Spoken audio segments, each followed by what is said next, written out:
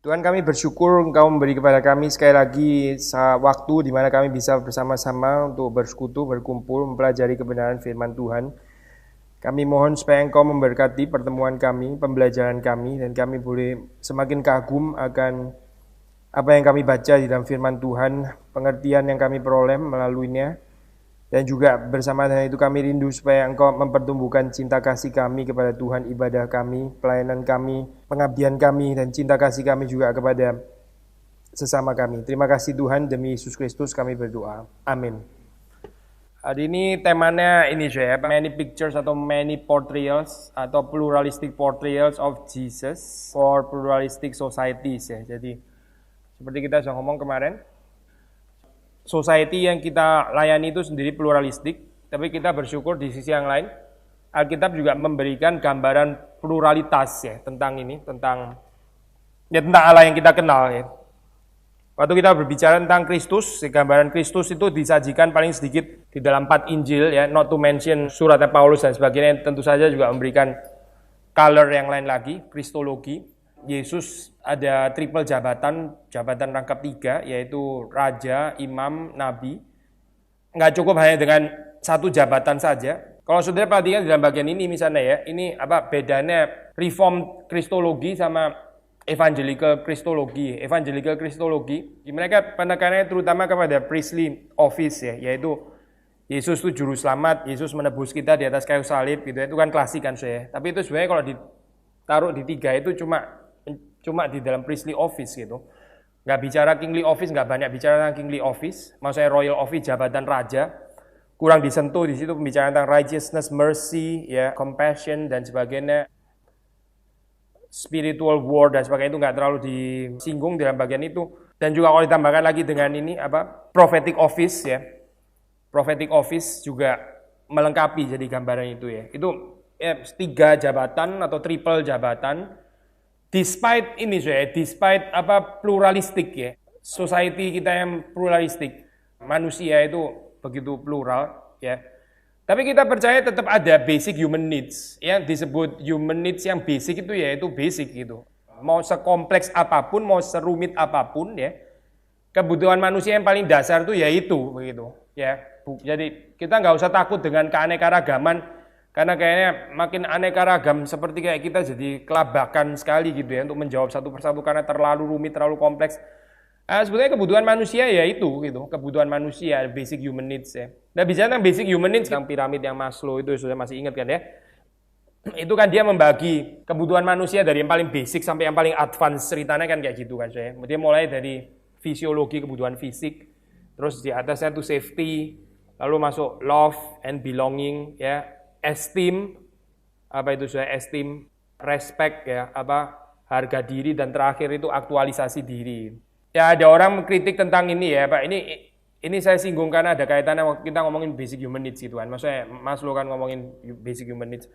Ada orang kritik mengatakan gambaran Maslow ini gak bisa diterima karena ini sangat cocok untuk individualist societies ya, itu masyarakat yang individual, tapi untuk masyarakat yang kolektif seperti kayak kita orang timur, itu nggak cocok gitu ya, jadi itu western centris gitu somehow ya, sehingga ya nggak pluralistic enough sebetulnya. Maksudnya gambaran teori Maslow itu nggak pluralistic enough dengan kata lain gitu, karena itu western center sebetulnya. Saya pernah kasih contoh kan, orang Jawa itu bilang kita itu makan nggak makan yang penting kan kumpul gitu kan saya. Ini langsung nggak ketemu sama Maslow gitu, karena Maslow itu yang paling bawah fisiologi, salah satunya itu makan begitu.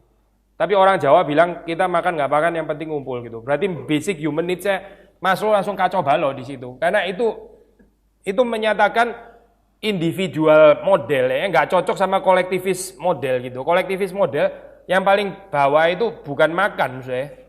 Hopefully ini perkataannya serius bukan guyonan begitu ya. Kayaknya memang gitu juga saya. Orang suka jagongan ngobrol-ngobrol gitu ya, nggak ada makannya juga nggak apa-apa. Pokoknya ngobrol terus gitu. Untuk kolektivis society mereka punya model yang lain gitu, mungkin piramidnya lain kali ya, nggak cocok seperti yang dibilang Maslow gitu. Jadi dengan kata lain waktu kita membicarakan ini ya gambaran itu ya, ini gambaran ini nggak terlalu pluralistik sebetulnya, ini gambaran yang sangat western centered. Terus yang lain lagi saya kritik yang lain lagi, dia kan meletakkan sexual need itu di lowest level, di level paling bawah, fisiologi kebutuhan fisik manusia itu seksual misalnya gitu ya. Ini sangat-sangat problematis gitu. Gimana kita meletakkan seks di bawah tapi terus beberapa puncak di atasnya, beberapa level di atasnya dia ngomongin tentang cinta gitu. Maksudnya manusia bisa menikmati seks tanpa cinta gitu ya. Itu binatang atau apa ya? Maksudnya ini model betul-betul sangat primitif sebetulnya kalau kita perhatiin di dalam gambaran ini ya. Not to mention without esteem juga. Maksudnya saya bisa seks sama orang lain tanpa ada esteem gitu. Kan nggak mungkin kan sebetulnya sih. Kita nggak usah ngomong perspektif Kristen lah, perspektif orang normal aja itu aneh banget gitu maksudnya teori seperti ini. Sehingga waktu kita membicarakan bagian ini, saya ini apa gambaran need ya yang digambarkan di situ itu sebetulnya rather fragmented gitu. Ya, waktu kita bicara seks kan nggak mungkin tanpa cinta, tapi dia taruh seks itu di bawah, cinta di atas. Maksudnya ini fisiologi ya, kebutuhan makan, minum, seks dan sebagainya, safety, security, keamanan, terus baru bicara cinta, belonging gitu. Ini kan berarti fragmented kan, berarti gitu. Teori kebutuhannya itu fragmented. Nah, 7 great I am, itu I am yang diucapkan Yesus Kristus 7 kali itu ya.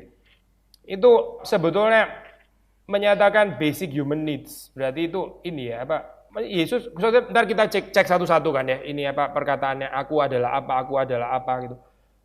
Menggunakan bahasa pertama itu sangat sederhana, tapi juga berikutnya adalah itu sebetulnya gambaran paling dasar ya, kebutuhan manusia yang paling dasar gitu, yang paling basic ya, yang diajarkan oleh Yesus Kristus itu. Manusia nggak pernah lepas ya daripada kebutuhan dasar ini gitu.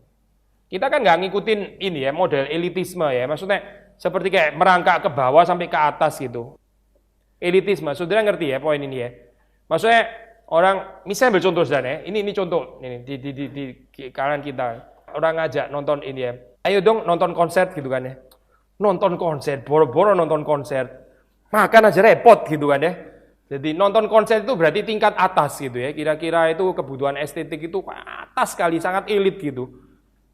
Saya ini cuma urusan makan aja sudah setengah mati, sudah struggling gitu kan ya.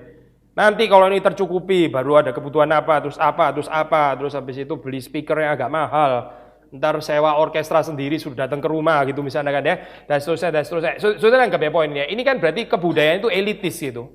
Elitis, jadi ini mengelompokkan orang, ini adalah orang yang cuma bisanya sampai level 2 gitu misalnya. Sementara saya ini saking elitnya, saya kebutuhannya sudah sampai level 7 gitu misalnya kan ya. Ya, ini bukan Kristen saya. Model kayak begini ini bukan Kristen gitu. Karena mendengar yang musik yang baik itu basic needs sebetulnya gitu. Itu bukan elite needs, bukan, itu basic needs gitu. Jadi kita nggak membangun di dalam teori piramid dari paling bawah ya, level kebutuhan kindergarten sampai kebutuhan apa itu raja bangsawan dan sebagainya gitu. Itu bukan gambaran Kristen gitu. Ya, dan karena itu perkataan Yesus waktu dia bilang 7 great I am ya, itu cocok untuk siapa saja, termasuk untuk bangsawan, raja dan sebagainya. Tapi juga cocok untuk pengemis, cocok untuk orang paling sederhana ya, cocok untuk semua orang. Jadi kita nggak percaya ini saya. Ada berbagai macam kelompok orang ya, kelompok orang bawah dengan kebutuhan primitif ya, kebutuhan dasar ya, tahunya cuma makan, pakaian, cuma putar-putar di situ, dan ada orang-orang keren ya, yang kebutuhannya juga keren gitu misalnya ya. Gambaran kayak gini ini nggak ada hubungannya sama kekristenan, itu bukan kekristenan. Yang betul adalah setiap orang itu nggak pernah bisa lepas daripada basic needs. Saya ambil contoh sederhana ya, orang sekaya-kayanya, sehebat-hebatnya, sepinter-pinternya tetap perlu udara gitu. Ya kan? Itu nggak mungkin ditranscend sampai terus, enggak. Saya kebutuhannya sekarang sudah lukisannya Van Gogh, saya nggak perlu udara lagi gitu. Nggak mungkin itu saya. Orang akan tetap perlu udara, nggak peduli dia tingkatnya di mana. Kalaupun ada tingkat ya, ini pakai pinjam bahasanya tingkatan-tingkatan itu tadi kan ya, which kita nggak terlalu percaya sebetulnya gitu. So, 7 great I am itu menawarkan basic human needs ini, dan ini selalu relevan untuk siapa saja. Kalau ada orang yang rasa diri terlalu keren, terlalu tinggi, ini dianggap cuma gitu tok, saya perlu yang tinggi, self aktualisasi itu. Ya sudah, berarti memang dia nggak relevan untuk Yesus gitu. Bukan Yesus yang nggak relevan untuk dia. Dia nggak relevan untuk Yesus. Waktu kita membaca di dalam bagian ini kan ada di dalam Yohanes ya. Jadi Yohanes seperti kita tahu ya, itu setiap Injil kan ada profilnya masing-masing kristologi gitu. Ini Yohanes dari fisikal ya menuju ke spiritual ya. Yesus bicara sama perempuan Samaria, dia bicara tentang air, terus dia masuk ke air hidup kan ya. Dia bicara Nikodemus ya. Ya bicara tentang kelahiran ya, tapi Nikodemus ngertinya kelahiran fisikal begitu. Yesus bilang itu kelahiran rohani kan. Dari yang fisikal menuju kepada yang spiritual. Itu kan paham daripada atau profil daripada teologi Yohanes ya. Jadi di sini ini against naturalisme, against pandangan naturalisme atau materialisme ya. Yang mengatakan bahwa ya reality itu sebetulnya cuma yang kelihatan itu, naturalisme atau materialisme ya.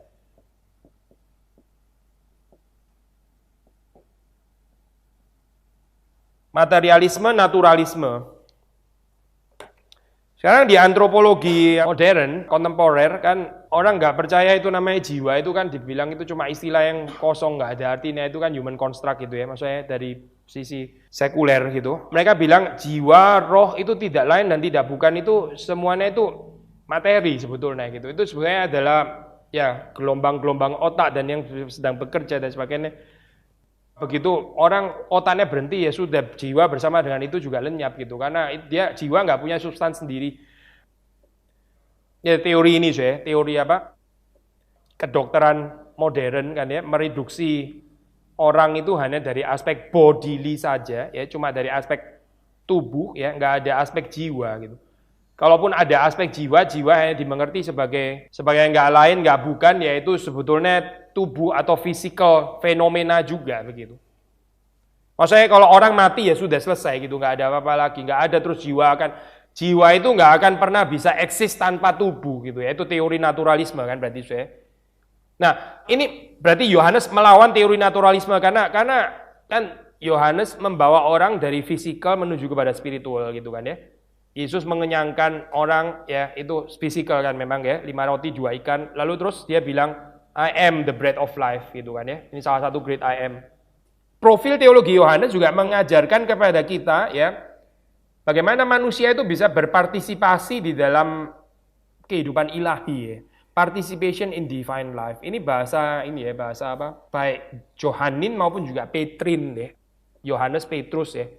Participation in divine life, participation in divine nature ya. Ini bukan nggak ada di tulisan Paulus, tapi katakanlah nggak ditekankan sebanyak seperti yang ada pada baik Petrus ataupun terutama Yohanes ya. Kita teologi Protestan tuh akrab sekali sama teologinya Paulus ya. Tapi dari orang-orang Eastern Orthodox itu akrab sekali sama teologinya Yohanes gitu. Saya pikir kita mesti ini kali ya, buka seluruh Alkitab gitu. Dan bukan cuma cari tokoh-tokoh favorit kita gitu ya. Paulus memang penulis Alkitab pasti, tapi Yohanes juga kan ya.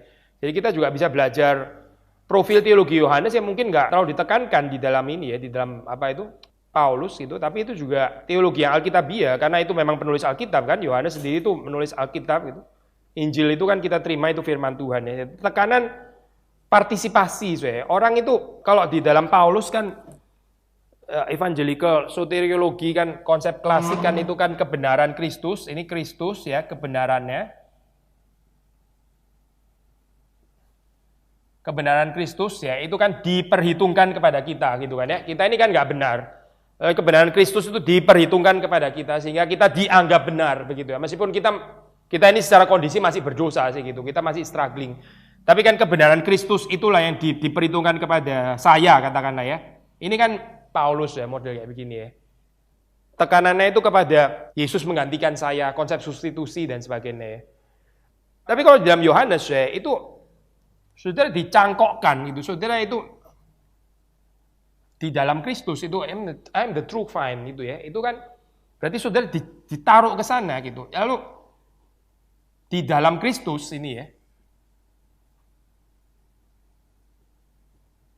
Di dalam Kristus kita ini sendiri mengalami partisipasi natur ilahi itu ya. Sehingga orang-orang Eastern Orthodox itu pakai istilah yang untuk kita agak asing ya. Tapi sebetulnya itu bukan istilah yang atau konsepnya ya katakan ya. Konsepnya itu bukan konsep yang salah gitu ya. Itu Athanasius, sudah pernah dengar nggak nama ini? Athanasius ya. Itu bapak gereja, salah satu bapak gereja yang penting sekali Athanasius. Athanasius mengatakan Allah itu menjadi manusia supaya manusia bisa menjadi Allah. Sudah terganggu kan kalimat ini kan ya? Saya pikir kayak New Age. Athanasius itu belum ada New Age sama itu. Godnya kecil lah, godnya kecil ya. Allah itu menjadi manusia supaya manusia itu divinized, supaya manusia itu diilahikan gitu, menjadi seperti Allah. Intinya adalah sebetulnya God likeness atau Christ likeness. Tapi istilah yang dipakai mereka itu adalah istilah ini divinisasi ya. Jadi Allah kan Allah, Kristus kan inkarnasi, Yesus itu Allah, dia inkarnasi menjadi manusia. Supaya manusia itu bisa menjadi Allah gitu. Nangkep nggak saya konsep ini? Konsep Bali. Ini bukan New Age ya, bukan. Ini teologi ortodoks ini sebenarnya. Tapi kita nggak terlalu pakai istilah itu gitu. Maksudnya istilah atau vocabulary itu agak asing untuk kita gitu. Kita nggak menggunakan istilah itu. Tapi sebetulnya secara konsep, kalau saudara membaca baik di dalam Yohanes ya, yang dimaksud sebenarnya adalah itu gitu. Bapa dan anak itu satu kan ya. Ya kan? Kristus dan Bapa itu satu kan ya. Lalu Kristus bilang, saya di dalam kamu, kamu di dalam saya. Ini berarti semua jadi satu dong berarti kan ya. Iya kan? Ya itu maksudnya gitu. Participation in divine life itu. Sama seperti Bapa di dalam Kristus, Kristus di dalam Bapa, demikian juga murid-murid di dalam Kristus dan Kristus di dalam murid-murid. Sama ini, istilah yang sama saya. Ini tinggal ya, saling meninggali. Dan Yohanes nggak khawatir dengan orang confused dikira kayak manusia terus berubah jadi pencipta ya, maksudnya nggak perlu penjelasan itu sama sekali saya, karena memang juga nggak mungkin gitu. Manusia akan tetap ciptaan gitu, nggak pernah jadi Allah di dalam pengertian terus kita jadi the fourth member of Trinity atau the fifth member, the sixth member dan sebagainya. Itu teologi sesat pasti gitu ya. Yohanes nggak mengajarkan itu, tapi di dalam pengertian bahwa betul-betul kita itu dicangkokkan di dalam kehidupan ilahi itu ya. Petrus itu pakai istilah kita ini ada partakers of divine nature, divine nature. Kita ini, kalau bahasa Indonesia ya pakai istilah kodrat, kodrat ya. Kita ini adalah orang yang mengambil bagian dalam kodrat ilahi ya, kodrat ya.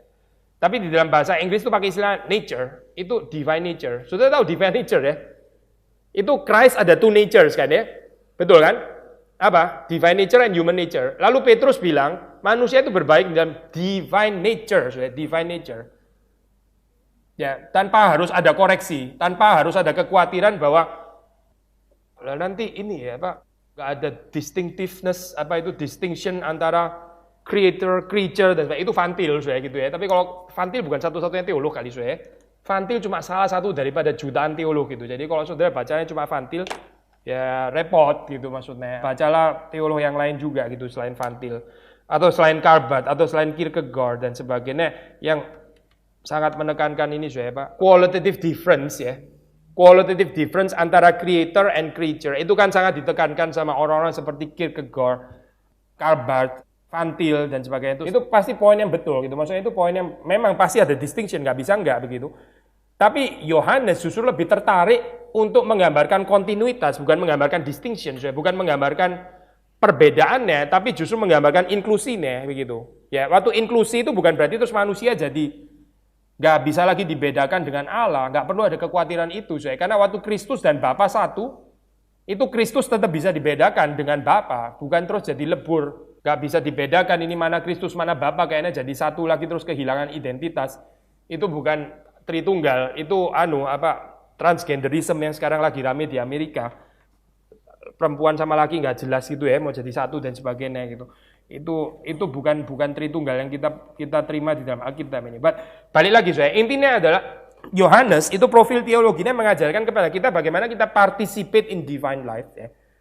Jadi manusia itu bisa berbagian di dalam kehidupan ilahi ya. Ini nggak bisa lebih tinggi lagi Ini tinggi sekali ini gambaran fisik kayak begini ya. Manusia itu kan manusia, tapi Tuhan mengundang manusia untuk berbagian di dalam kehidupan ilahi. Nah sekarang kita masuk ke ini ya, Seven Great I Am ya. Kita mulai dari the bread of life. I am the bread of life. Akulah roti hidup. Yohanes 6 ayat 35. Seperti kita sudah sering bahas, beberapa kali bahas, ini ayat ini itu dekat sekali menunjuk kepada Eucharis ya, atau perjamuan kudus ya. Karena ada 4 istilah itu ya. Yesus mengambil roti ya, lalu kemudian dia mengucap berkat, lalu dia memecah-mecahkannya, dan kemudian dia membagi-bagikannya gitu kan ya. Saudara masih ingat kan ini kan ya? Cerita 5 roti 2 ikan. Yesus mengambil roti, dia mengucap syukur, dia memecah-mecahkannya, dan dia membagi-bagikannya. Jadi kita belajar di dalam ini ya, bread. Ini bread tadi ya, kalau boleh mengulangi lagi poin yang kita ngomong. Kan kita tadi bicara basic human needs kan ya. Ya ini kan, akulah roti gitu. Akulah roti. Roti itu kan sangat sehari-hari Akulah roti hidup. Manusia hidup perlu roti ya. Kalau di sini nasi. Gambaran di dalam zamannya Yesus itu roti. Ya, terus Yesus bilang akulah roti hidup. Ini kan menyatakan basic human needs kan ya. Bukan akulah Rolls Royce seri keberapa atau apa gitu. Enggak relevan justru malah gitu. Kalau relevan cuma relevan untuk segelintir orang gitu. Tapi waktu dibilang roti, siapa yang enggak perlu roti gitu kan ya. Orang sekaya apapun ya dia perlu roti. Roti di dalam pengertian ini ya, bahan makanan dasar yang paling pokok gitu. Yesus menyebut dirinya roti ya. Semua orang membutuhkan roti. Tapi apa artinya roti ini ya? Ini seperti kita sudah pernah bilang ya, kita nggak mau jatuh ke dalam konsep kekristenan yang cuma merely romantic begitu kan ya, Yesus roti terus kita mangap-mangap gitu kan ya. Alkitab itu memberikan kepada kita pengertian gitu, bukan cuma imajinasi kosong terus perasaan-perasaan oh iya Tuhan adalah roti hidup ya, kalau saya lapar saya dikenyangkan gitu ya, terus saya tutup mata ya, terus membayangkan bagaimana saya kenyang, dikenyangkan oleh Yesus dan sebagainya. Kalau saya ada kesulitan saya tangan angkat dengan membayangkan Yesus mengulurkan tangannya juga pegang saya begitu ya. Romantic Christianity kayak begini ini mentok sudah lama-lama.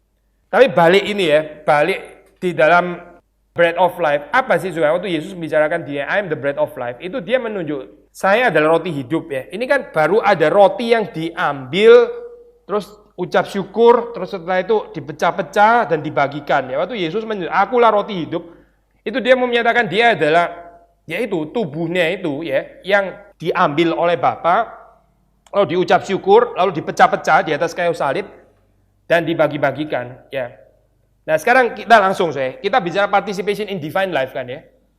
Berarti kita participate in principle ini gitu. Kan Yesus adalah the bread of life. I am the bread of life. Ya ini bukan berhenti apa. Oh ya berarti kamu roti hidup ya. Kalau gitu saya bukan. Saya makan aja begitu. Bukan. Kan participation in divine life. Kita bicara tadi berpartisipasi di dalam kehidupan ilahi. Waktu Yesus bilang I am the bread of life. Kamu juga sebetulnya gitu. Yaitu apa? Tuhan mengambil kamu ya. Lalu Tuhan mengucap syukur. Atau kita juga mengucap syukur, lalu kemudian kita dipecah-pecahkan, dan kita dibagi-bagikan, dan seterusnya, dan seterusnya. Itu bicara Yesus adalah roti hidup. Aku di dalam kamu, kamu di dalam aku. Ya. Kita kan di dalam Kristus kan ya. Berarti di dalam Kristus, kita memberikan diri kita, lalu kita bersyukur, seperti Kristus bersyukur, kita dipecah-pecahkan, dan kemudian dibagi-bagikan ya untuk mengenyangkan banyak orang. Itu Eucharistic principle kan. Selain itu kita bisa mempelajari apa ini ya dari ini prinsip perjamuan kudus sakramen kan ya. Yaitu kaitan antara spiritual ya dan physical enjoyment. Ya, ini saudara perjamuan kudus ya. Itu kan betul-betul pakai roti dan pakai anggur kan ya. Maksudnya kita betul-betul mengecap kan literally gitu kan. Tapi sembari kita mengecap ini secara fisik ya, ini bukan cuma sekedar kenikmatan fisik kan saya. Tapi yang kita kecap sebetulnya adalah apa? Tubuh dan darah Tuhan kan. Ada makna spiritual kan di dalamnya, betul kan ya? Integrasinya ini loh saya. Integrasi antara kenikmatan fisik ya. Kenikmatan fisik atau materi ya. Dan apa? Kenikmatan rohani atau spiritual ya. Ini jadi satu ini di dalam perjamuan kudus, di dalam sakramen deh. Persoalan di dalam orang-orang yang itu ya, yang ribuan orang yang makan itu ya, mereka nggak mau jadi satu ini saya. Mereka cuma berhenti kepada kenikmatan fisik ya. Waktu Yesus mau mengaitkan ini dengan kenikmatan rohani, mereka nggak mau. Pahamnya berarti naturalisme, materialisme gitu kan ya. Berarti memang cuma mau di dalam kenikmatan fisik gitu. Yet sebaliknya juga salah. So. Ini maksudnya ada kedua kecenderungan salah ya. Dua kecenderungan salah itu kenikmatan fisik ya, tanpa kenikmatan rohani. Ya itu nangkep ya poin ini ya. Kenikmatan fisik tanpa kenikmatan rohani. Waktu saudara makan, ya saudara benar-benar cuma nikmati makan gitu, nggak sedang menikmati Tuhan. Ya orang main game gitu ya, terus nggak berhenti itu menikmati gamenya sendiri, nggak ada menikmati Tuhan. Ya itu berarti kenikmatan fisik tanpa kenikmatan rohani. Itu bukan sacramental understanding. Seluruh kehidupan kita itu harusnya dipenuhi dengan prinsip sacramental understanding ini gitu. Kalau kita gagal mengintegrasikan ini, ya berarti itu dosa namanya gitu. Karena saya langsung nggak berkait sama Tuhan di situ kan. Kan di dalam kekristenan nggak ada dualisme kan. Kita nggak percaya dualisme kan. Ada waktu di mana saya beribadah kepada Tuhan. Ada waktu di mana saya senang-senang untuk saya sendiri. Kan nggak ada soal prinsip ini di dalam kekristenan kan nggak ada. Semuanya kan selalu ibadah di hadapan Tuhan. Bahkan saya tidur pun itu ibadah di hadapan Tuhan kan sebetulnya. Waktu saya tidur itu. Tidur itu bagian daripada sikap ibadah kepada Tuhan. Karena manusia memang perlu tidur gitu. Nah ini Waktu orang gagal mengintegrasikan kenikmatan fisik dan kenikmatan rohani, ya, itu seperti kayak orang ikut perjamuan kudus tapi dia konsentrasinya menikmati roti sama anggurnya, tapi dia lupa sebetulnya yang dinikmati itu adalah tubuh dan darah Kristus yang menyelamatkan dia, ya itu gak terjadi. Tapi sisi yang lain, saya ada ekstrim penekanan kepada yang rohani ini ya, tanpa yang fisik. Ini juga bukan Yohanes sebetulnya.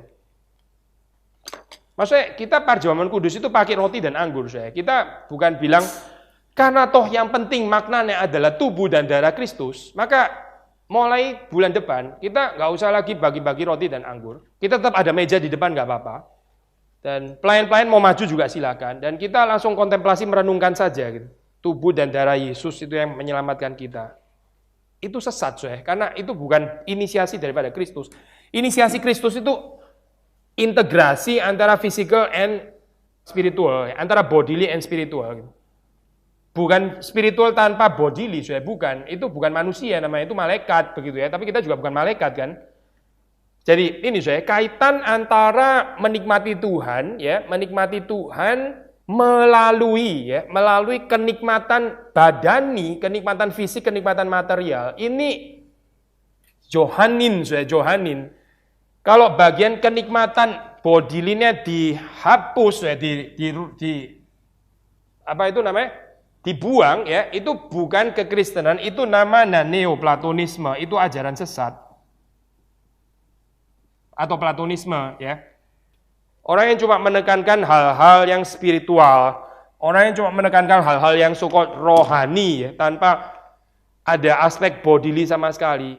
Sudah bisa bayangkan perjamuan kudus kalau nggak pakai lagi roti dan anggur, itu praktek sesat, saya. Tapi sesatnya bukan karena caranya sesat, karena maknanya yang sesat sebetulnya gitu. Kesesatan cara itu satu hal ya, nggak seserius kesesatan teologi. Yang lebih sesat itu bukan caranya. Kalau kita nggak pakai roti dan anggur, ini bukan cuma sekedar salah organisasi dan salah administrasi atau salah cara begitu ya, salah teknik, bukan, tapi salah teologi sebetulnya gitu. Yaitu apa salah teologinya? Karena cuma ada yang spiritual dan nggak ada yang fisikal gitu. Kalau gitu saya bisa bilang begini aja, saya mengasihi saudara, saya mengasihi gitu ya, mengasihi. Tapi nggak pernah ada tindakan konkret, nggak ada apa, bilang mengasihi aja gitu. Cukup, kekristenan sampai di sini aja. Kan main di dalam wilayah roh semuanya begitu kan saya, nggak ini apa? Nggak ada urusan fisik, nggak ada urusan materi sama sekali nggak ada. Yang ada cuma urusan spiritual ya. Kalau di dalam zamannya Yohanes itu bidat ya, yang berkembang itu di dalam variasi ini ada namanya doketisme ya. Itu doketisme, bidat di dalam zamannya Yohanes. Setelah Yohanes juga gitu. Lalu gnostisisme juga ya, itu semuanya penekanannya kepada spiritual, tapi menolak yang fisik. Penolakan terhadap dunia fisik. Sudah mesti hati-hati dengan ini ya, apa gambaran spiritualitas yang kacau balau seperti ini. Yesus mengenyangkan ini, Yesus mengenyangkan orang banyak, itu betul-betul mengenyangkan, saya. Literally mengenyangkan. Persoalannya itu bukan karena mereka kenyang, saya, bukan. Persoalannya juga bukan karena Yesus basa-basi, sebenarnya nawarin doang.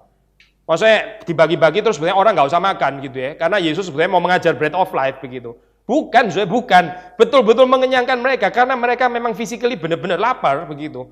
Ya Yesus mengenyangkan mereka. Tapi Yesus mau di dalam kekenyangan itu mau mengajak mereka, nikmatilah saya gitu. Ini pribadi saya, I am the bread of life begitu ya. Itu roti yang kamu makan. Memang betul kamu kenyang. Itu juga pemeliharaan Tuhan. Itu bukan sesuatu yang sinful. Roti yang kamu makan itu bukan necessary evil, bukan. Itu memang goodness yang dari Tuhan. Tapi ada dimensi spiritual. I am the bread of life. Nah, itu mereka nggak bisa terima itu. Ya, itu persoalannya, saya. Persoalannya bukan kenapa mereka berani-beraninya makan sesuatu yang fisik dan tidak menikmati Yesus saja yang adalah roti rohani. Bukan. Sekali lagi ya, sudah tangkap nggak kalimat terakhir ini ya.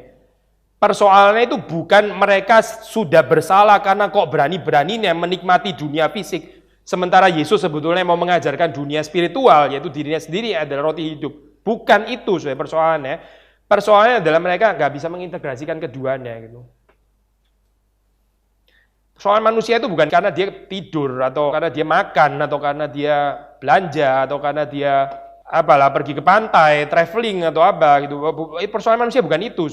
Persoalan manusia adalah waktu melakukan itu nggak berkait sama dimensi spiritual. Itu persoalannya. Maksudnya solusinya itu bukan dengan meminimalisasi semua hal itu terus kita masuk ke dalam asketisisme yang nggak karu-karuan ya, itu sengsara banget kayaknya gitu kayak nggak ada kesenangan. Ada orang itu takut pakai uang, saya nggak ngerti kenapa gitu. Uang itu diberikan untuk dipakai dan untuk dinikmati, tapi ada certain orang tuh takut pakai uang. Kenapa saya takut pakai uang? Tuhan memberikan ini ya kepada kita itu berkat, kita menikmati. Lalu ya menikmatinya memang mesti moderate, jangan foya-foya jet-set dan sebagainya, itu jadi karnal begitu kan ya. Tapi nggak menikmati juga sama berdosanya dengan orang yang ini loh, hidup foya-foya. Sekali lagi ya, orang yang nggak berani menikmati hidup tuh sama berdosanya dengan orang yang hidup foya-foya, sama. Cuma arahnya satunya ke sini, satunya ke sana begitu. Kenapa? Karena Tuhan memberikan berkat sama dia nggak dinikmati itu. Berarti ini offense terhadap Tuhan sebetulnya. Kalau saya kasih saudara ini ya barang gitu ya, yang menurut saya itu bagus saya kasih, sama saudara nggak dipakai cuma itu offense namanya. Saya bukan mengajar saudara foya-foya, jangan jangan ditarik kelewatan ya, bukan ya. Foya-foya itu dosa pasti gitu. Tapi hidup terlalu sengsara itu juga dosa, saya. Kecuali saudara memang betul-betul di dalam keadaan yang sementara waktu kayak begitu ya. Ini saya bukan judgmental terhadap orang yang hidupnya pas-pasan dan bukan itu loh, saya bukan. Anyway, kita bukan prosperity teologi. Saudara mengerti ya. Saya cuma mau mengatakan adalah Yesus itu selain memperkenalkan dirinya adalah the bread of life, dia betul-betul mengenyangkan orang itu dengan roti itu. Yesus pergi ke pesta ya. Terus gimana saya? Anggurnya habis gitu kan ya. Terus Yesus ngomong apa?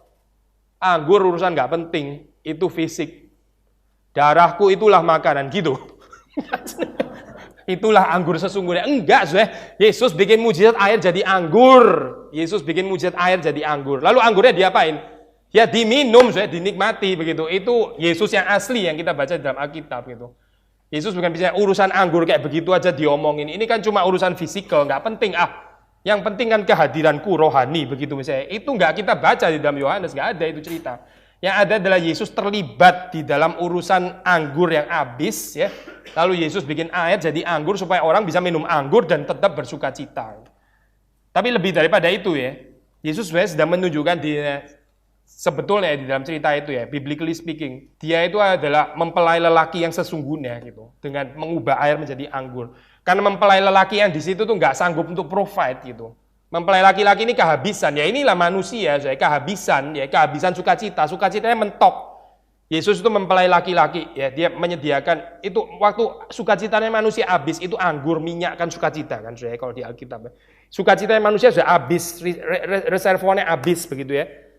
Yesus menghadirkan sukacita itu menyatakan bahwa dia betul-betul adalah sebetulnya mempelai laki-laki yang sesungguhnya, tapi bukan mau ngerebut mempelai perempuan yang lagi nikah, itu bukan. Yesus menyatakan akulah mempelai laki-laki yang sesungguhnya gitu ya. Dan siapa mempelai perempuannya? Yaitu Israel, ya orang-orang percaya itu mempelai perempuannya. Yesus menyediakan sukacita yang sejati. Tapi bukan tanpa anggur beneran, bukan tanpa anggur beneran. Yohanes 8 ayat 12, I am the light of the world. Akulah terang dunia. Akulah terang dunia. Nah, bicara tentang terang, kita ada terang, ada gelap gitu kan ya. Yohanes kan suka pakai istilah dualisme gitu kan. Terang, gelap ya, itu mati, hidup, kebenaran, dusta, dari atas, dari bawah dan seterusnya ya. Itu dualisme Yohanes, baik, jahat dan sebagainya.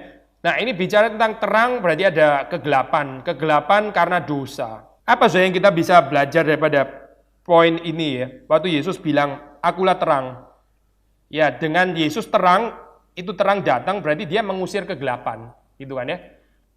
Saya beberapa waktu lalu sempat baca tulisan, mungkin saudara ada yang bisa bantu saya agak paraphrasingnya mungkin nggak terlalu tepat ya, namanya paraphrasing juga gitu ya. Itu Stephen Hawking ya, pernah Stephen Hawking sudah tahu ya. Stephen Hawking pernah bikin statement orang-orang yang masih percaya dengan fairy tale heaven gitu ya. Dia bilang tuh kayak fairy tale heaven, itu orang masih percaya gitu. Itu adalah orang-orang yang afraid of darkness.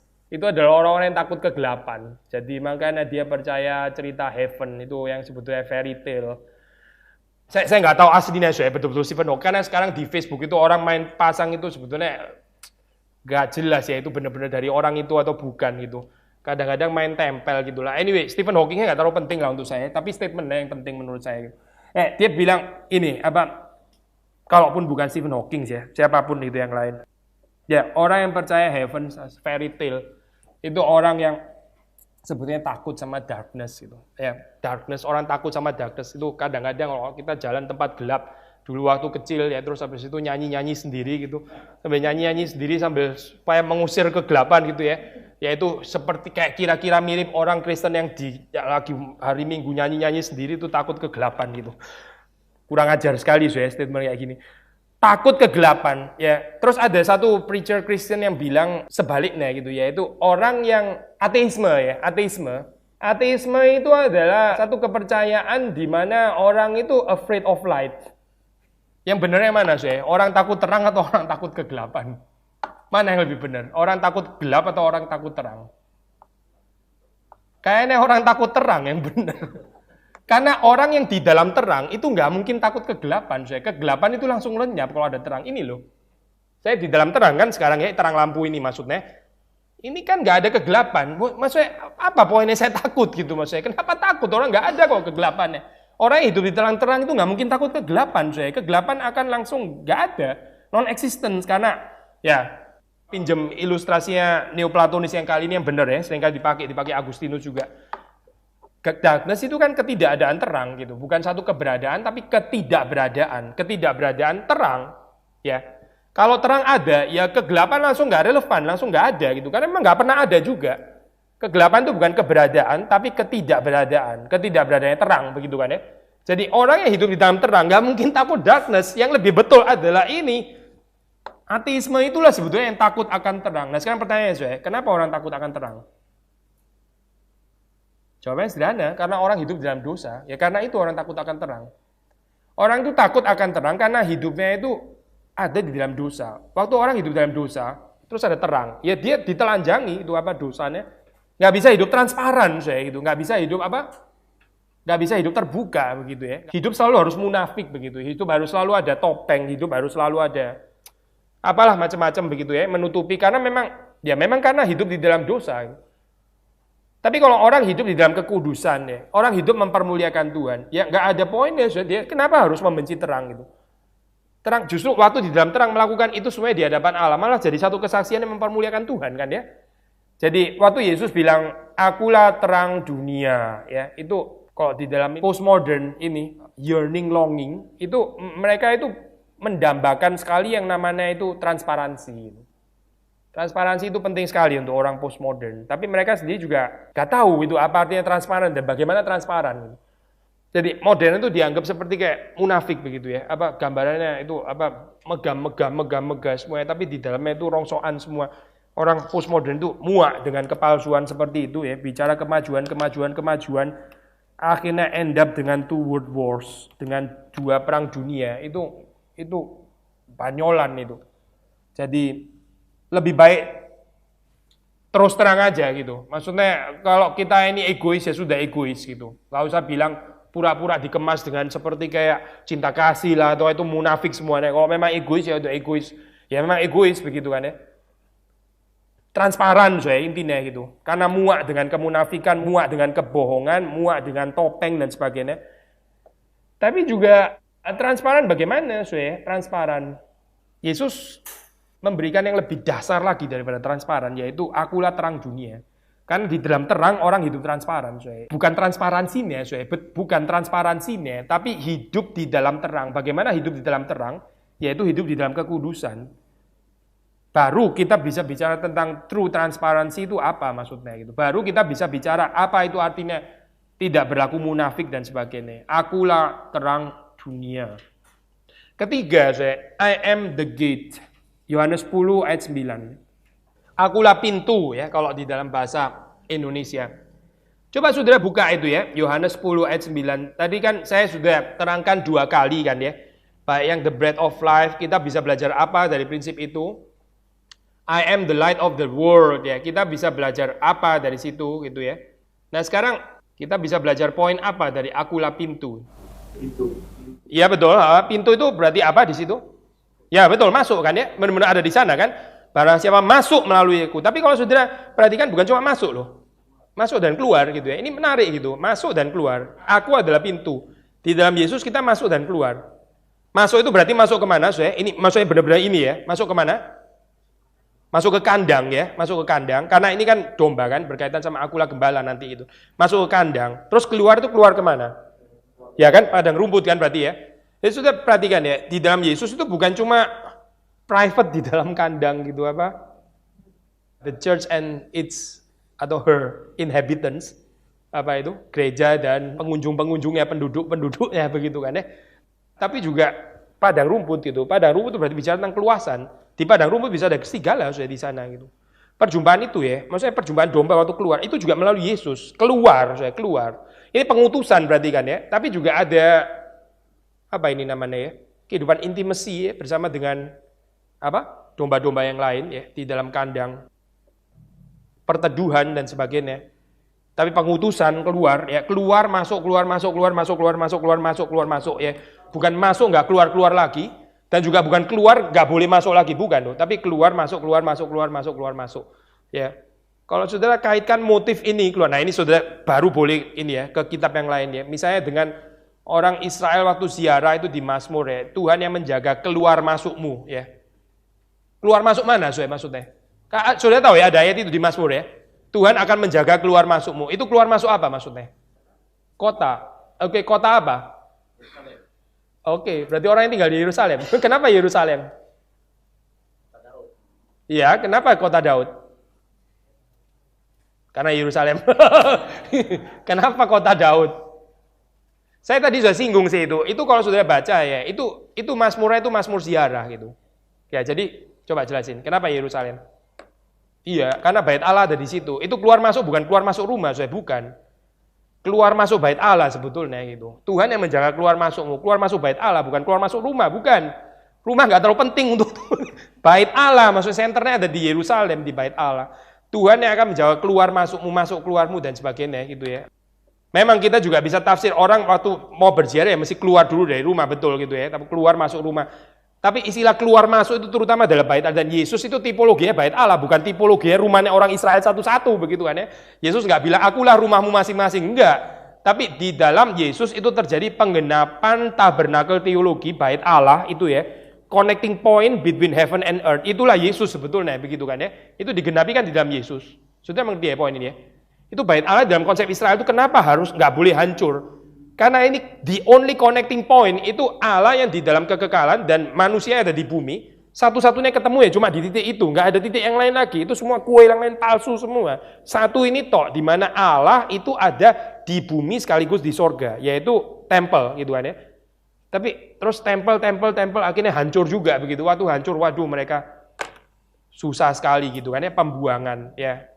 Tapi kemudian digenapi dalam Yesus kan. Yesus itulah tempel yang sesungguhnya gitu. Lalu Paulus mengatakan kamu sendiri adalah tempel, Roh Kudus itu tinggal dalam kamu sendiri itu tempel sebetulnya. Jadi Yesus adalah tempel, lalu tempel ini di-share kepada tubuh Kristus. Tubuh Kristus juga adalah tempel kok menurut Paulus ya. Jadi itu pengertian yang besar sekali yang menggenapi mimpi atau idam-idaman atau cita-cita ya, harapan ya, orang Israel ya dengan tempel teologi mereka gitu.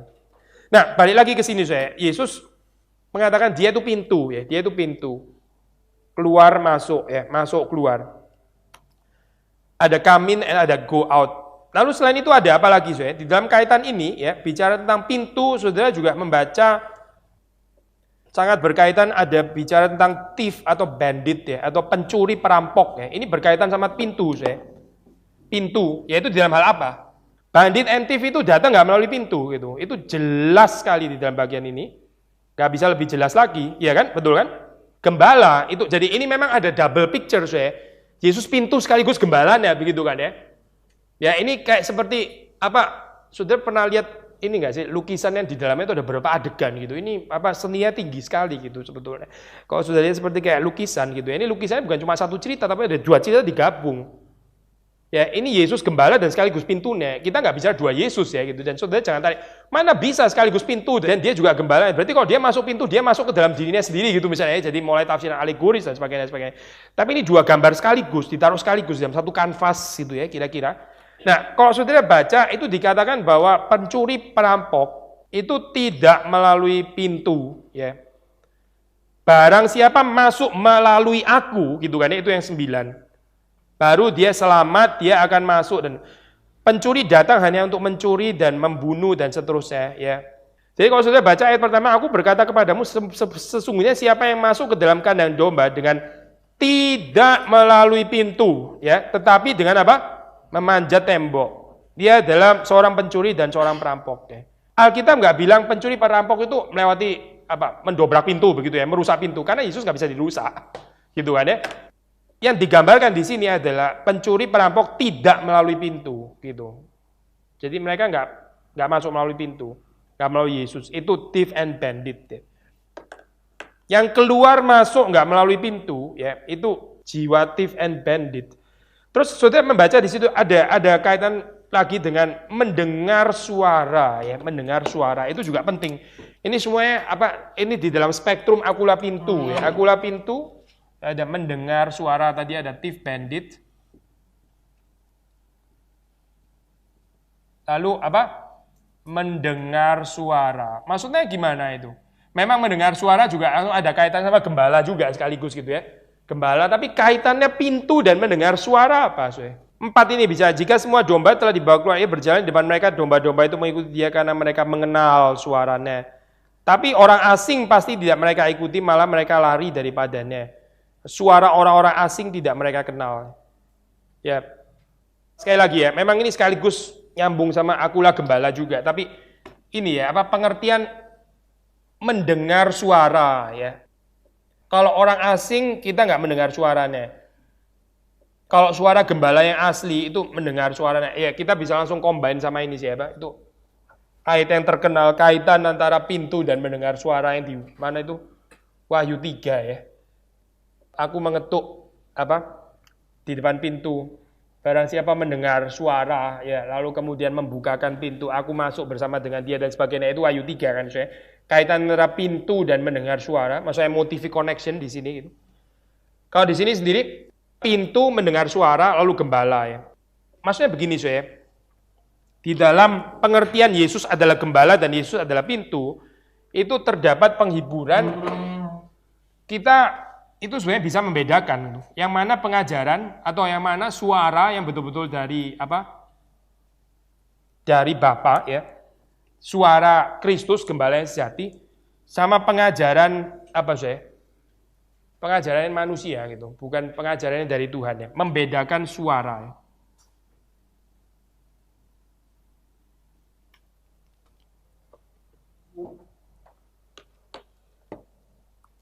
Waktu kita ini saya menggali apa firman Tuhan, waktu kita PA, waktu kita dengar khotbah, waktu kita ya baca buku teologi dan sebagainya ya. Kalau kita jujur, kita humble, kita dengar suara Tuhan gitu.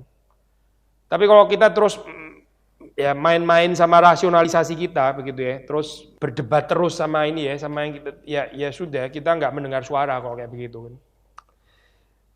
Tuhan memberikan kepada kita kemungkinan untuk mendengar suaranya, itu janji Tuhan gitu. Kalau kita nggak dengar suaranya itu bukan salahnya Tuhan, itu salahnya ada pada kita. Ya.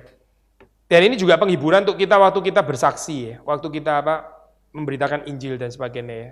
Kalau yang kita dengan catatan yang kita beritakan itu betul-betul bukan otoritas saya, tapi otoritas Tuhan begitu ya. Maksudnya ini perkataan yang dari Tuhan, bukan perkataan dari saya sendiri.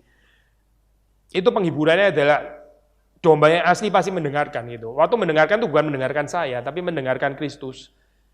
Waktu menolak juga bukan menolak saya, tapi menolak Kristus gitu kan ya. Kan Yesus bilang seperti itu kan ya. Jadi ini penghiburan ya. Waktu kita mendapatkan prinsip ini, domba-domba itu mendengar suaranya. Kalau saudara di dalam kesaksian itu sudah memberitakan suara Tuhan, tapi nggak didengar juga, ya sudah gitu. Maksudnya persoalan bukan ada pada saudara gitu.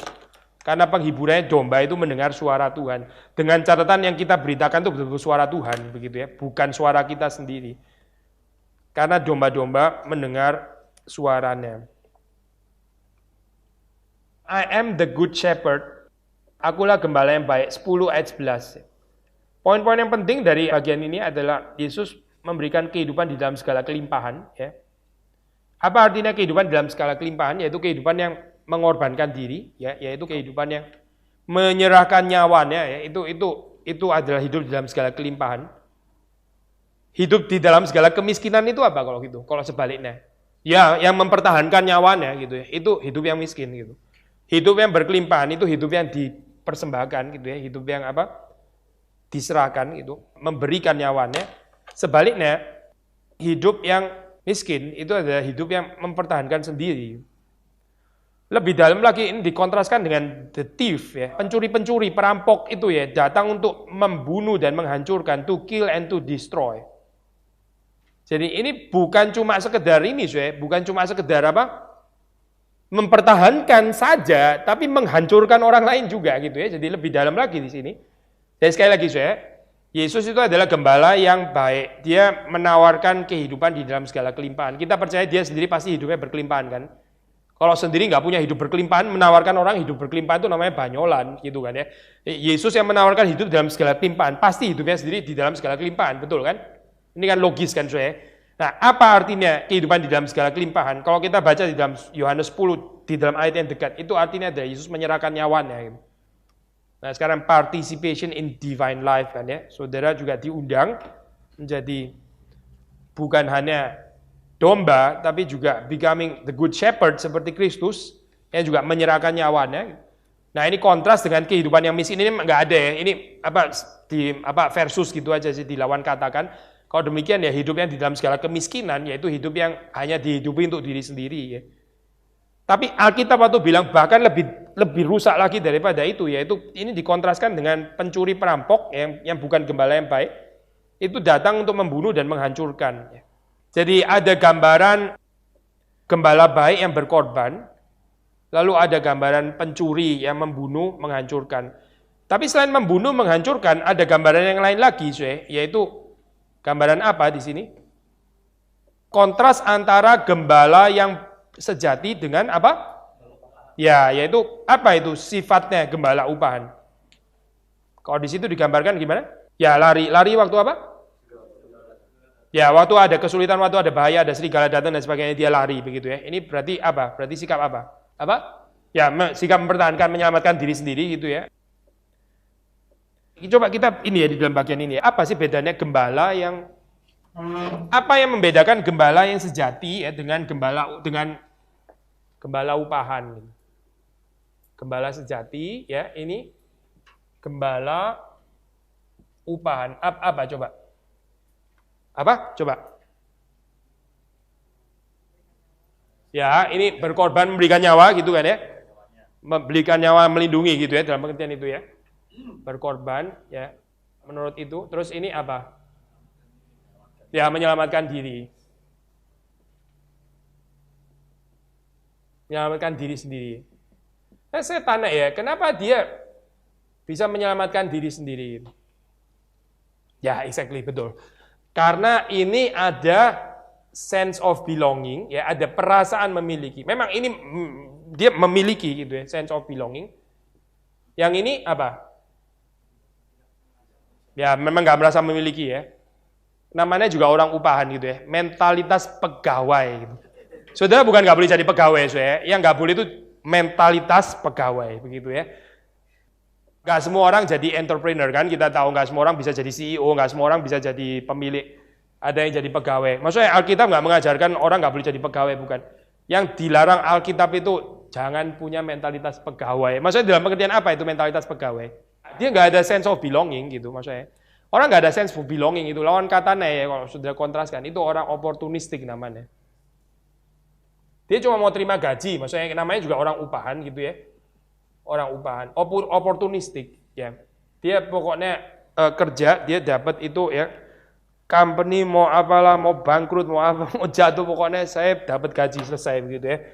Itu bukan urusan saya gitu. Orang ke gereja juga bisa ada sense of belonging, ada yang nggak ada sense of belonging, ada yang opportunistic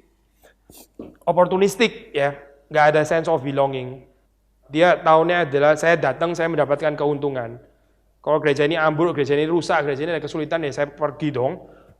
Ya karena apa? Ya karena memang dia gembala upahan, karena dia jemaat upahan itu ya, bukan gembala yang sejati. Kalau gembala yang sejati, ya dia ada sense of belonging. Yang satu itu tamu, yang satu itu tamu, ya mentalitas pegawai. Yang satu itu pemilik ya.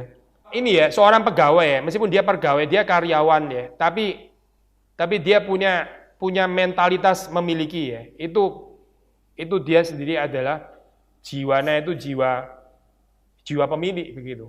Ya, tapi orang yang pegawai tapi terus habis itu nggak mau tahu sama tempatnya dia bekerja, ya itu memang gembala upahan berarti itu bukan pemilik ya, memang betul-betul pegawai dan juga mentalitas pegawai.